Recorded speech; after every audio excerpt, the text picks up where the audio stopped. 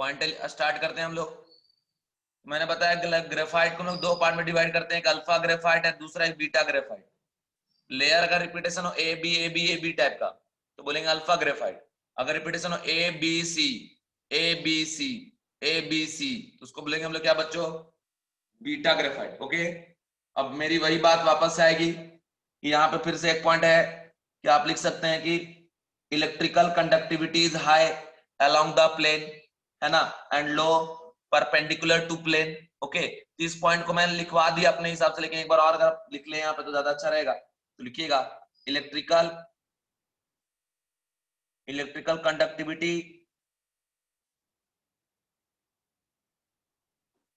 Is high along plane and low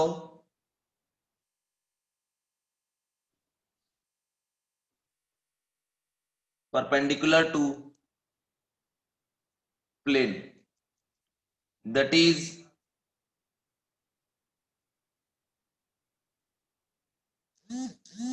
anisotropic।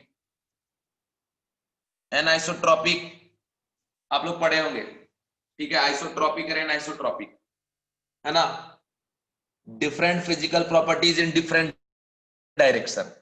याद करो, same physical property in all direction. जब solid state आप पढ़े होंगे तो आप दो तरीके की बातें पढ़ेंगे, एक पढ़ेंगे आइसोट्रॉपिक और दूसरा पढ़ेंगे एनाइसोट्रॉपिक। ठीक है, तो ये एनाइसोट्रॉपिक कंडीशन को फॉलो करता है, डिफरेंट डायरेक्शन पे जहाँ पे प्रॉपर्टी अलग फॉलो करता है। मतलब प्लेन पे जब हम मूव करें तो इलेक्ट्रिसिटी कंडक्ट कर रहा है, बट प्लेन के परपेंडिकुलर इलेक्ट्रिसिटी कंडक्ट नहीं कर रहा है ना। तो लिखिएगा anisotropic, that is different physical property in different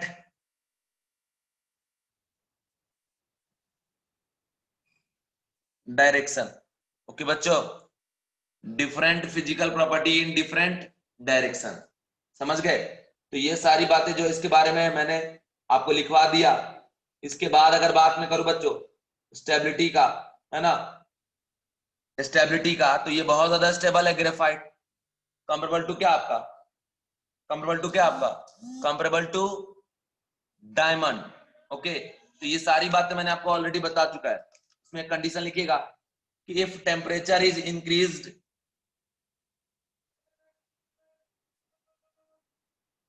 temperature is increase conductivity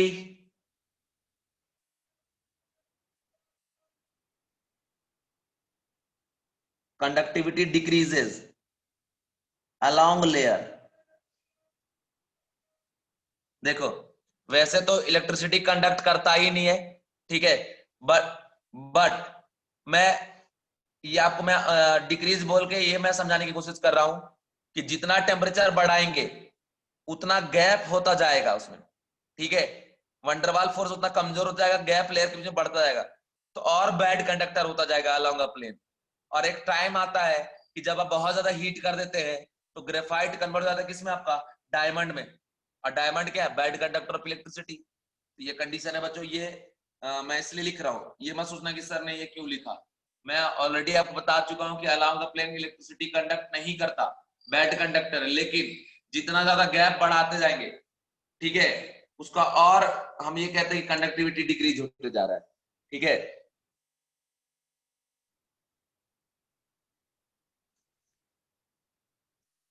अपने अलोंग लेयर में डिक्रीज होता जाएगा कब, अगर आप उसका टेम्परेचर इंक्रीज करते जाएंगे, ठीक है बच्चों, ये कंडीशन आप ध्यान रखना।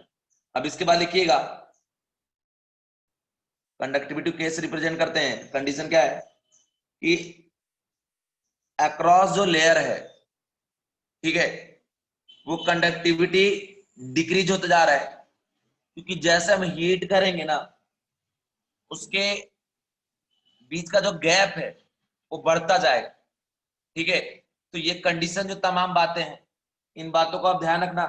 इसके बाद बता दूं बच्चों कि वैसे तो हम लोग कार्बन को क्या बोलते हैं, नॉन मेटल, ठीक है, कार्बन को क्या बोलते हैं हम लोग, नॉन मेटल। ठीक है, अब अगर मैं बात करूं कि जो ये इलेक्ट्रिकल प्रॉपर्टी है उसके बेसिस पे जाकर हम लोग ऐसा बोलते हैं बच्चों, ऐसा बोलते हैं कि ये मेटल की तरह कंडक्टिविटी शो कर रहा है। उस टाइम हम ये नहीं बोलते कि लेयर में कर रहा है कि नहीं कर रहा, क्योंकि बचपन से हम यही पढ़ते आते होते कि बताओ ग्रेफाइट इलेक्ट्रिसिटी का कंडक्टर है कि नहीं, कंडक्ट करता है कि नहीं, तो हम सीधा बोलते हैं हाँ करता है। बचपन में आपने सर भी पढ़ाए होंगे 9th-10th में कि ग्रेफाइट जो है गुड कंडक्टर ऑफ इलेक्ट्रिसिटी है। ठीक है, ग्रेफाइट को हम लोग नहीं नहीं हाफ मेटल नहीं बोल सकते बाबू, बोल नहीं सकते, बोल नहीं सकते ऐसा। ऐसा हम लोग बोलते हैं ना कि ऐसा नॉन मेटल है जो इलेक्ट्रिसिटी कंडक्ट करता है, ग्रेफाइट। ठीक है, बट वहां पे मेंशन नहीं किया गया था कि आप परपेंडिकुलर टू प्लेन या प्लेन। ठीक है बच्चों, तो बात हमारा ये है कि अभी आप हायर स्टडी में आ गए, जेई नीट वाले, तो इसलिए बात मैंने आपको बता दिया, वरना मैं भी एक लाइन में लिख सकता था कि जो ग्रेफाइट है good conductor of electricity, but इसमें सारा बात क्लियर नहीं होता, इसलिए जो भी बताया उसको ध्यान रखिएगा। ठीक है, इसके बाद नेक्स्ट पॉइंट है कि कंडक्टिविटी ग्रेफाइट का जो है वो इंक्रीज होता है अक्रॉस लेयर, अगर आप टेम्परेचर बढ़ाते हैं तो। ठीक है, तो जितना ज्यादा टेम्परेचर बढ़ाओगे इलेक्ट्रॉन का मूवमेंट उतना ज्यादा बढ़ेगा। ठीक है, इसमें लिखिएगा जरा कंडीशन कि कंडक्टिविटी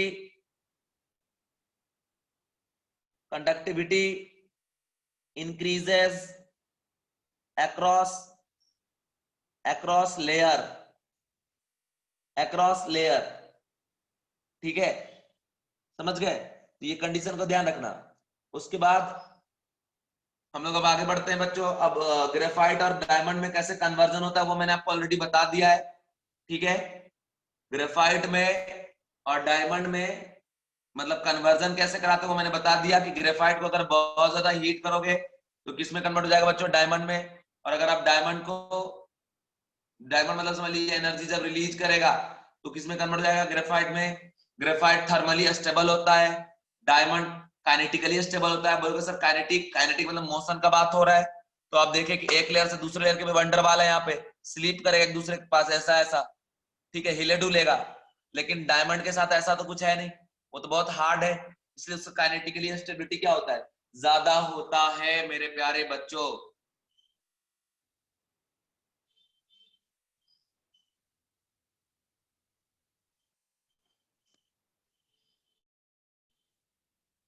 क्या कियो मैसेज देखता हूँ, एक मिनट रुक जाओ, मैसेज क्या आया है।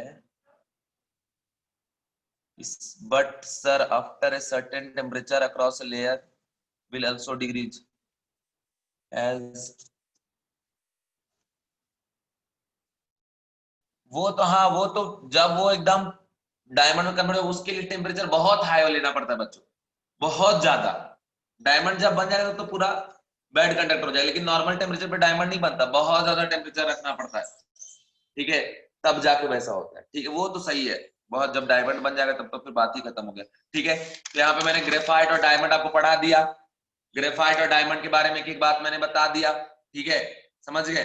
तो अब मैं आप लोग बात करने जा रहा हूँ फुलरीन के बारे में। इसमें लिखेंगे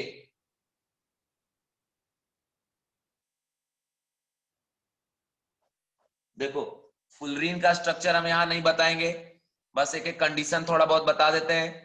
कंडीशन ही होता है बच्चों कि फुलरीन डिफरेंट डिफरेंट टाइप का होता है, डिफरेंट डिफरेंट कंडीशन का होता है। ठीक है, समझ गए। और ये फुलरीन को हम लोग मतलब डिफरेंट कंडीशन में डिवाइड करते हैं on the basis of number of carbon present on structure.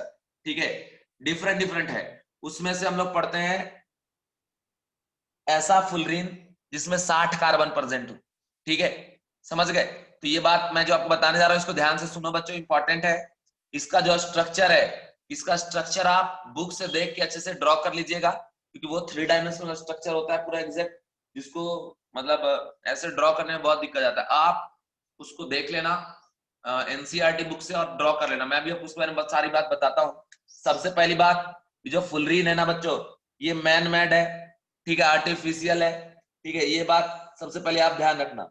ठीक है, सबसे first point, this is man made. ठीक है, जैसे मान लो ये नेचर ने नहीं बनाया इसको, ठीक है, allotrope, man made allotrope of carbon, carbon, okay, समझ गए। नेक्स्ट कंडीशन है बच्चों कि यहां पे डिफरेंट डिफरेंट टाइप के होते हैं, C70, C60, C48, ठीक है, डिफरेंट डिफरेंट टाइप के फुल रिन होते हैं।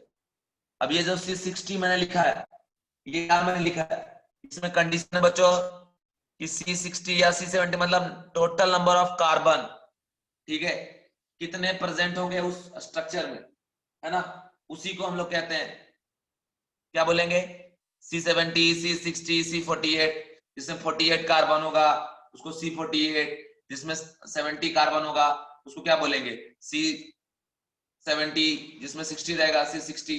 हम लोग इसमें पढ़ते हैं बच्चों सबसे इंपॉर्टेंट जो है C60 के बारे में, ठीक है, C60 के बारे में पढ़ते हैं। और ये इसका स्ट्रक्चर होता है फुटबॉल की तरह, ठीक है, समझ गए। और ये बहुत ज्यादा सिमेट्रिकल कंपाउंड है बच्चों, ठीक है, बकी बॉल के नाम से भी हम लोग जानते हैं, इसीलिए इसको हम लोग बोलते हैं बकमिस्टर फुलरिन।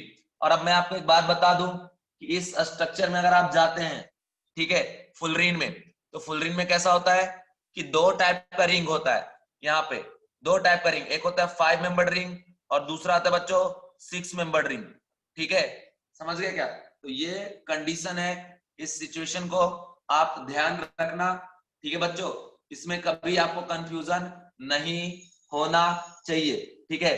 इसका स्ट्रक्चर जो है उसके स्ट्रक्चर को आप अच्छे से ड्रॉ कर लेना, ठीक है। अब इसमें कंडीशन क्या लिखेंगे कि like structure like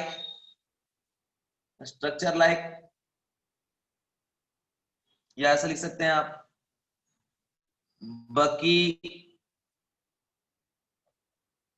ball, which means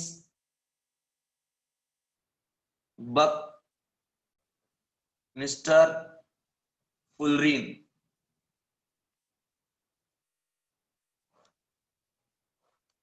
ठीक है, बकमिस्टर फुलरिन, ओके बच्चों।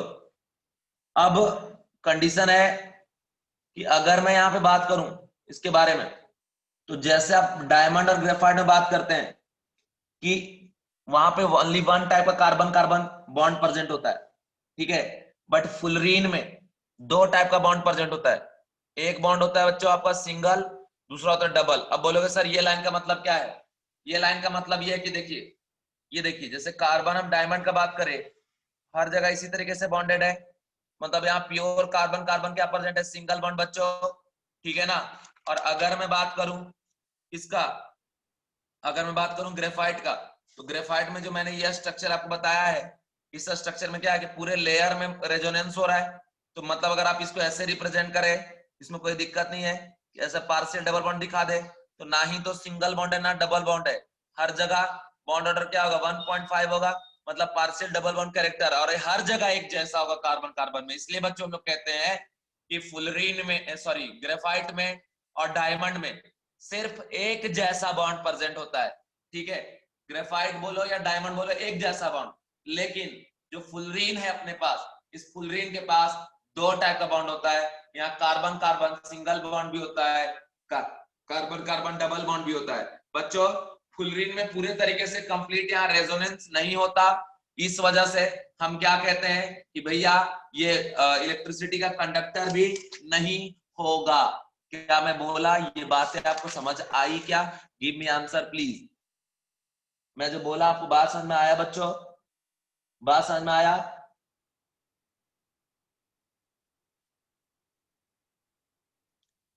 मैं जो बोला क्या बात समझ में आया,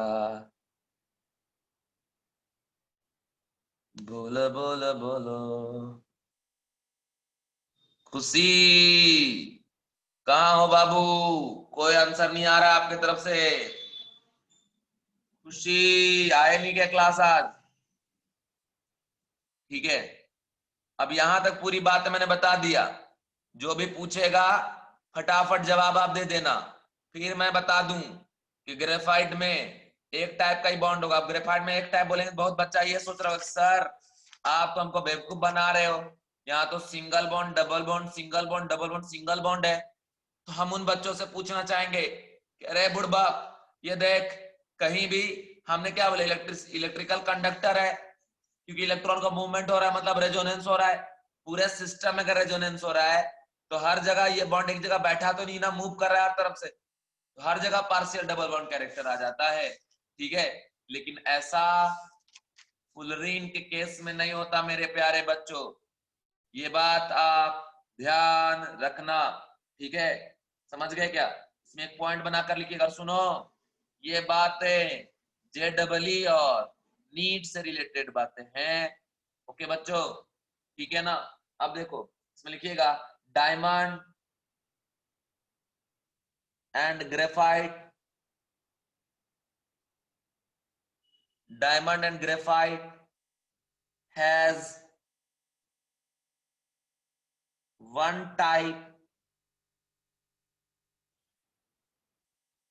type of carbon carbon bond,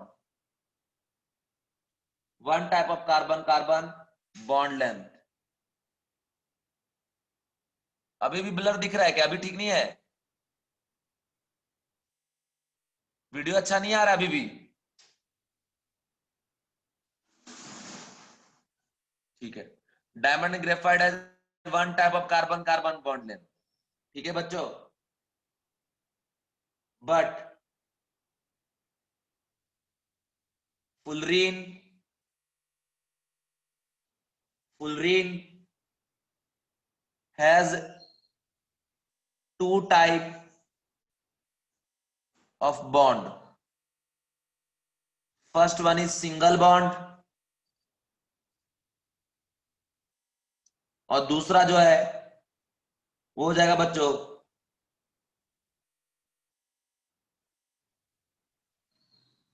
partial double bond.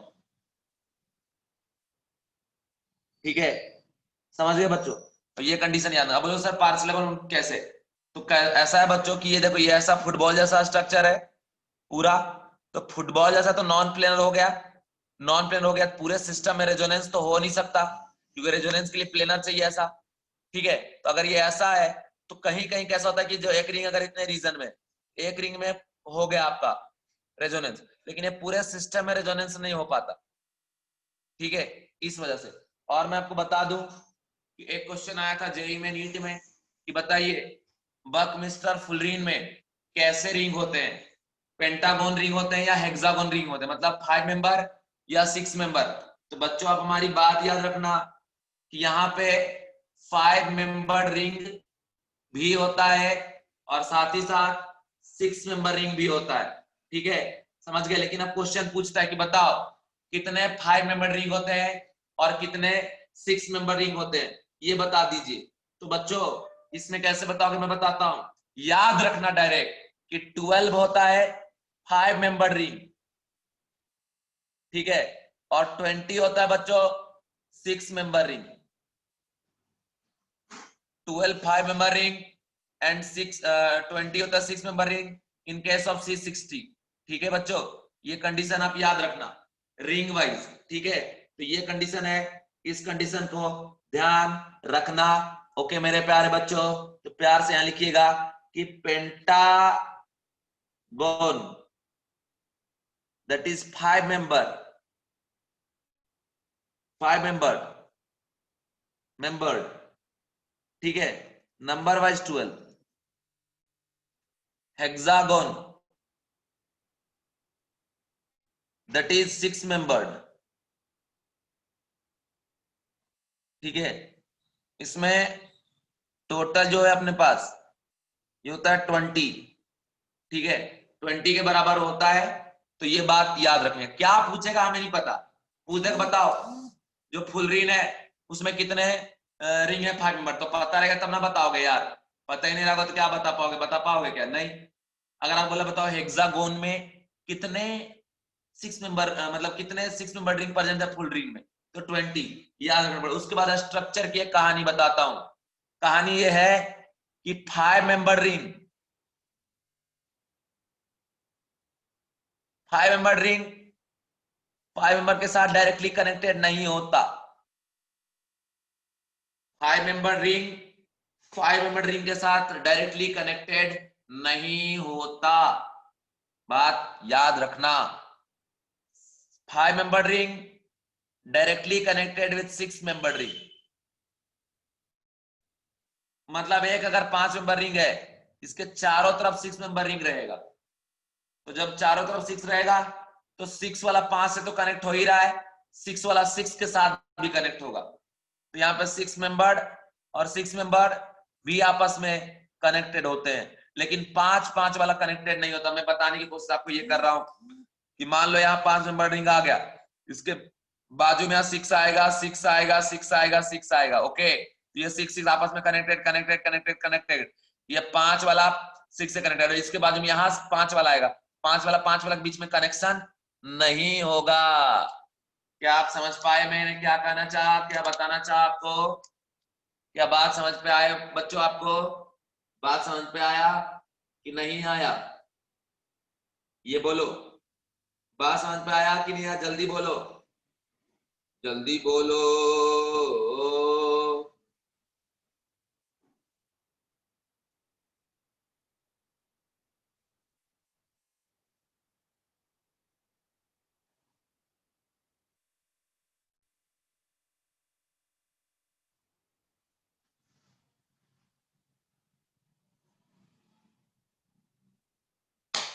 अब मैं आपको इसका स्ट्रक्चर दिखाता हूं, ठीक है? सारे स्ट्रक्चर दिखा, ध्यान देखो, ये स्ट्रक्चर है डायमंड का, देख रहे हो बाबू? केमिकल ये solid state point of view से, ठीक है? डायमंड का स्ट्रक्चर देखो, कार्बन कार्बन कैसे कनेक्टेड है, ऐसे बार बार रिपीट, कहां से इंफिनिटी। और ये स्ट्रक्चर जो आप देख रहे हो, ये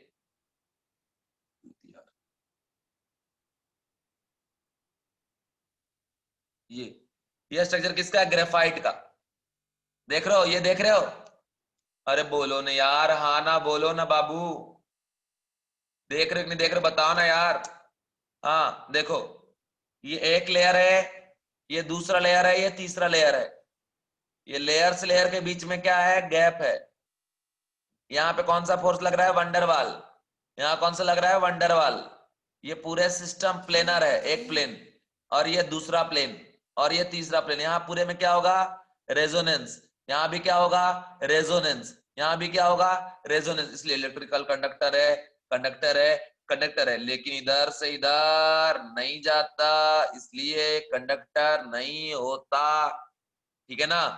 समझ गए क्या? तो इस कंडीशन को ध्यान रखना। अब दूसरी मैं बताता हूं आपको, दूसरा कंडीशन बताता हूं, देखिए जरा।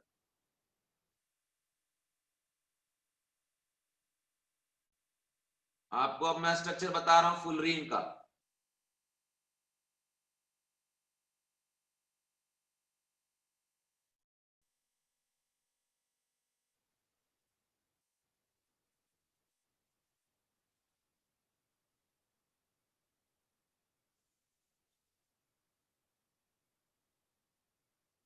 देख पा रहे बच्चों? देख पा रहे हो? दिख रहा है क्या? बोलो। ठीक है, अगर आप देख पाए तो देखिए, मैं बताता हूं। ये C60 का स्ट्रक्चर है, ये तो आधा दिख रहा है, इसके नीचे ऐसा ही रिपीट होगा एग्जैक्ट फुटबॉल की तरह। अब देखो यहाँ पे कैसा है कि या देखो,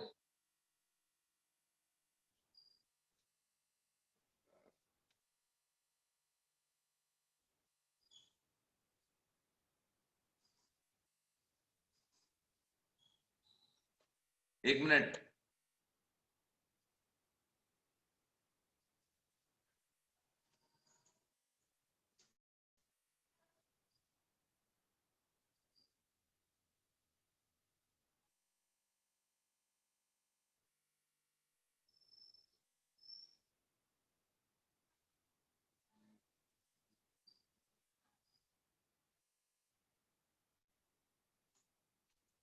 इसमें ये स्ट्रक्चर जो आप देख रहे हो, इसमें क्या कंडीशन है? ये देखिए, इसमें बच्चों कंडीशन क्या है कि 1 2 3 4 5 6, ये 6 मेंबर रिंग है, 1 2 3 4 5 6 मेंबर रिंग, ठीक है? ये देखो 1 2 3 4 5 6 6, और देखो ये 5 मेंबर रिंग है, ये वाला 1 2 3 4 5, ठीक है। 5 के बाजू में देखो, इस 5 के बाजू में देखो, ये 1 2 3 4 5 6 वाला है, इधर 1 2 3 4 5 6 वाला है, इधर 1 2 3 4 5 6 वाला है, इधर 1 2, ठीक है। इधर हम बात अगर करें तो देखिए कंडीशन कैसा हो जाएगा, कंडीशन यहाँ पे कैसा हो जाएगा बच्चों कि 1 2 3 4 5 है, इधर 1 2 3 4 5 6, इधर 1 2 3 4 5 6, इधर 1 2 3 4 5 6, इधर 1 2 3 4 5 6, ओके, इधर 1 2 3 4 5 6, हर डायरेक्शन से 6 6, ठीक है। तो मतलब ये देखो यहाँ पे अगर आप देखें तो ये एक 5 मेंबर रिंग, एक ये 5 मेंबर रिंग है, ठीक है। इसके बाजू में 1 2 3 4 5, ठीक है। 5 6 कनेक्टेड कौन सा, ये 6 मेंबर रिंग है, ओके। तो 5 member ring connected with 6 member ring, है ना बच्चों। तो इस कंडीशन को जरा ध्यान रखना कि 5 मेंबर रिंग 6 मेंबर रिंग से कनेक्टेड होता है कभी भी। 5 देखो, ये एक 5 है, ये एक 5 है, ये 5 है, आपस में डायरेक्टली कनेक्टेड नहीं है। क्या आपको स्ट्रक्चर क्लियर हुआ बच्चों? स्ट्रक्चर क्लियर हुआ? Give me answer please.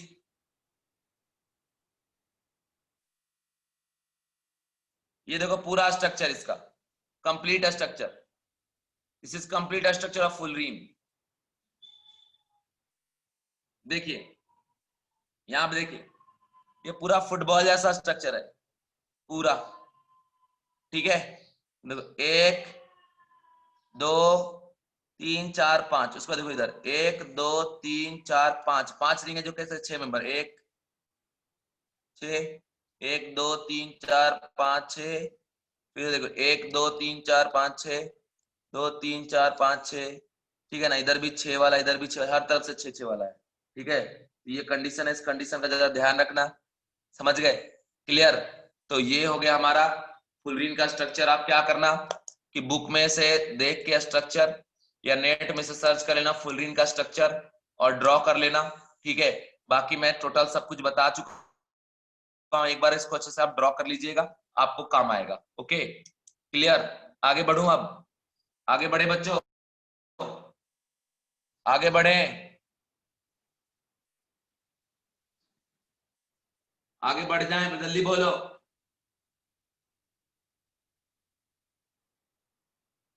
ठीक है, आगे बढ़ता हूं। एक जरा सा स्ट्रक्चर टाइप का जो इसका अगर हम ड्रॉ करने की कोशिश करें तो क्या स्ट्रक्चर अगर हम ड्रॉ करेंगे क्या करेंगे, ऐसे कर देंगे, यहाँ एक 5 मेंबर रिंग बना देंगे, ठीक है।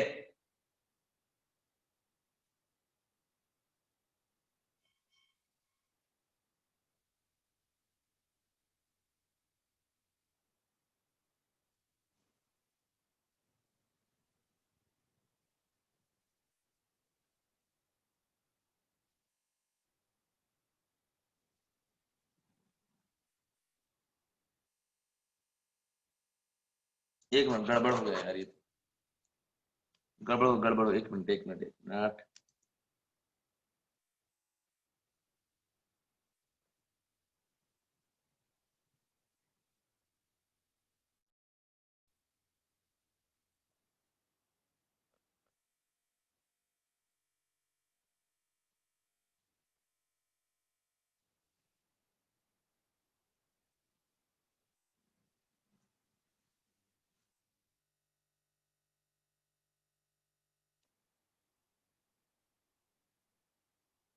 अरे यार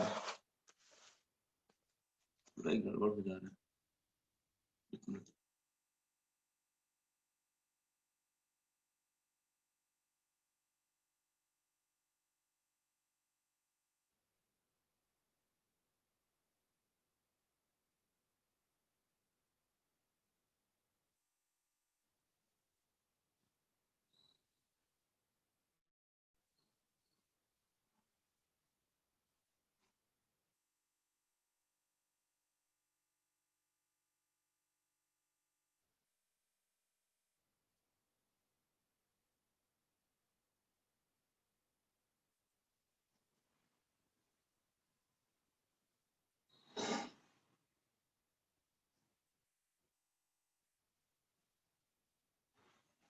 ठीक है, तो ये बन गया आपका फ्रंट लेयर में दिखा दिया बस यहाँ बच्चों, क्लियर है?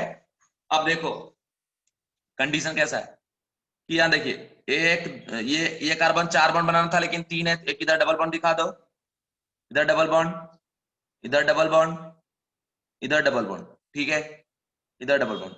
इसी तरीके से पूरा स्ट्रक्चर आप बनाइएगा। तो हर बार 5 मेंबर रिंग को सराउंड करे रहेगा कौन सा 6 मेंबर रिंग, ठीक है, 6 से डायरेक्ट कनेक्टेड है, 5 6 से कनेक्टेड है, लेकिन 5 कभी भी 5 से डायरेक्टली कनेक्टेड नहीं रहेगा, ठीक है। तो इस कंडीशन को ध्यान रखना। टोटल 5 मेंबर रिंग 12 है, 6 वाला 20 है, ये बात भी बच्चों आप ध्यान रखना। पूरी बातें मैंने आपको बता दिया है, ओके बच्चों। तो इस कंडीशन का आप यूज करना।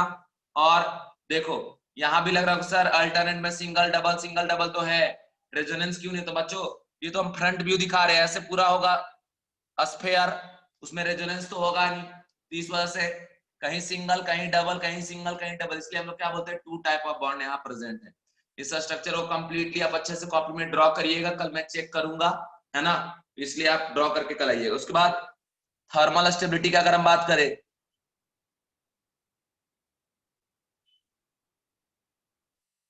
थर्मल स्टेबिलिटी का, थर्मल स्टेबिलिटी में सबसे ज्यादा थर्मली स्टेबल होता है आपका ग्रेफाइट,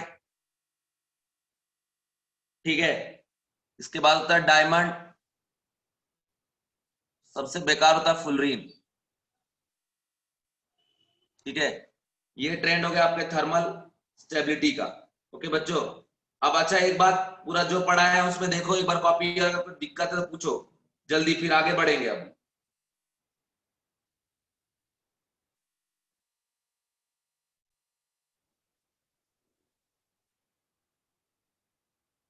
कोई दिक्कत किसी को? बोलो, कोई दिक्कत किसी को? सारा स्ट्रक्चर बता दिए, 3D व्यू बता दिए, एक एक कंडीशन बता दिए। और कुछ जानना है तो बताओ, बताता हूं, नहीं बोलोगे तो आगे बढ़ूंगा। जल्दी करो, जल्दी करो।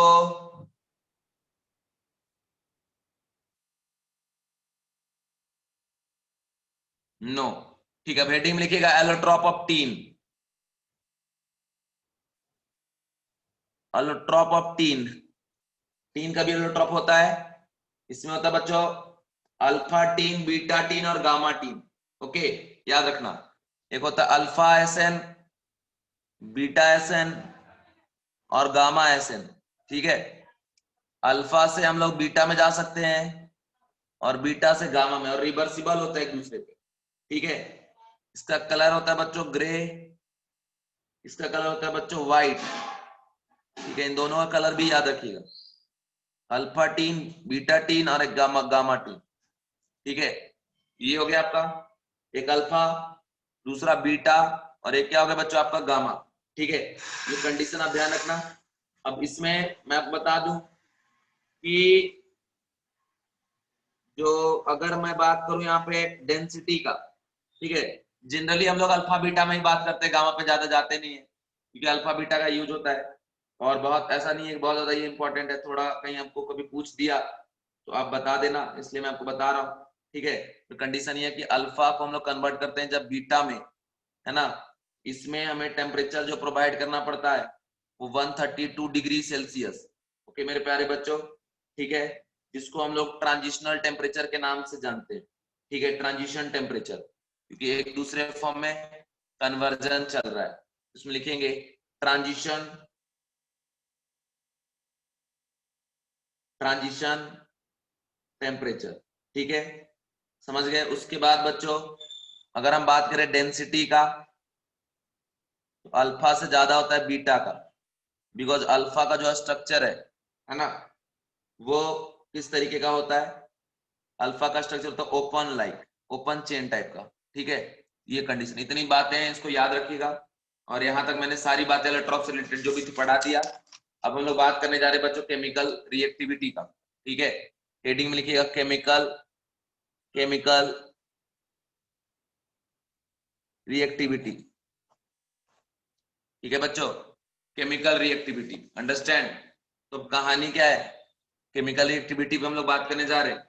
अभी केमिकल रिएक्टिविटी में कैसा है कि बच्चों यहाँ पे हम लोग डिफरेंट डिफरेंट टाइप के रिएक्शन पढ़ेंगे, जैसे ऑलरेडी हर एक सेक्शन में हम लोग ने पढ़ा है। सबसे पहले हम यहाँ पढ़ने जा रहे हैं बच्चों रिएक्शन विथ एयर। ठीक है, तो आप यहाँ लिखेंगे action of air. Understand, action of air.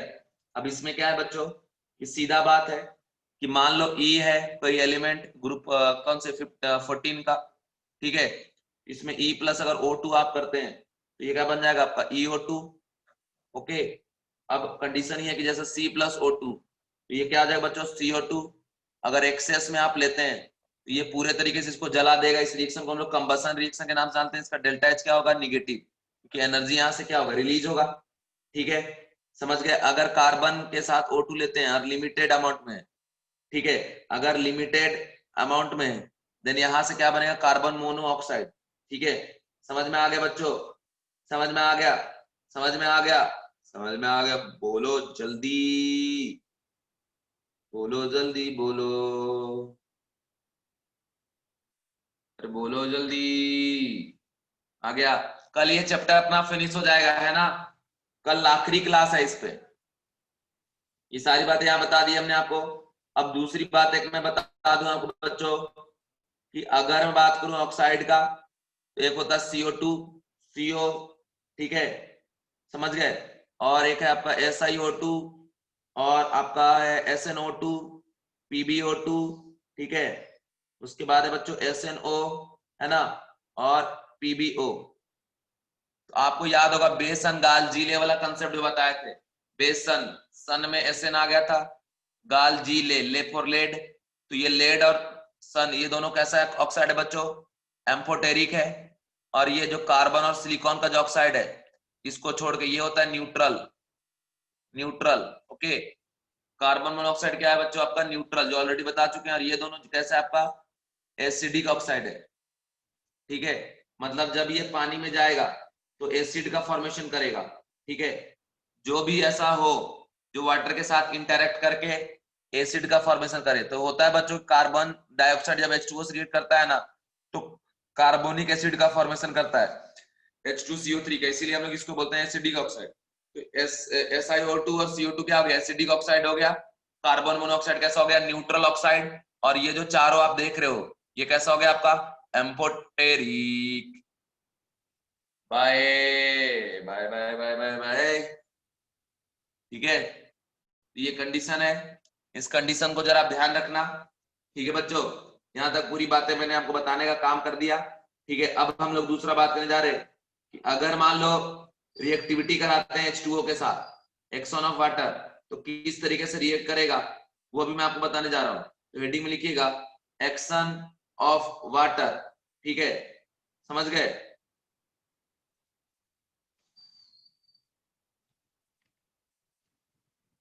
कल पढ़ोगे?